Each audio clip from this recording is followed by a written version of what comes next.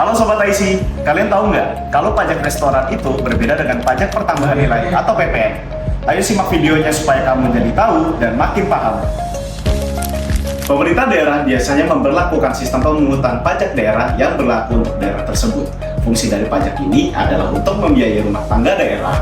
Contoh dari pajak daerah adalah pajak restoran, pajak reklame, dan juga pajak hiburan.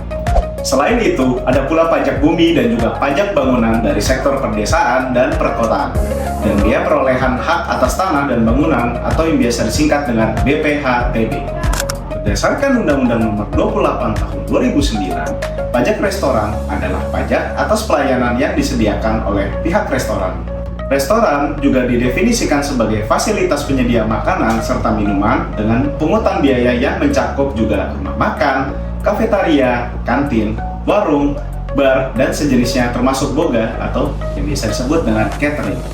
Disebutkan pada pasal 38 ayat 1, subjek pajak restoran adalah orang pribadi atau badan yang membeli makanan juga minuman dari restoran. Sebagaimana pula yang tercantum pada pasal 2, wajib pajak dari pengenaan pajak ini merupakan orang pribadi atau badan yang mengusahakan restoran tersebut. Sedangkan untuk objek pajaknya adalah pelayanan yang disediakan oleh restoran itu sendiri.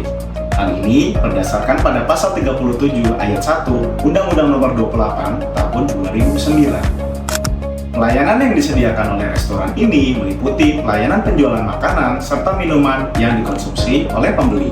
Dalam hal ini, makanan dan minuman tersebut dikonsumsi di tempat pelayanan maupun di tempat lain.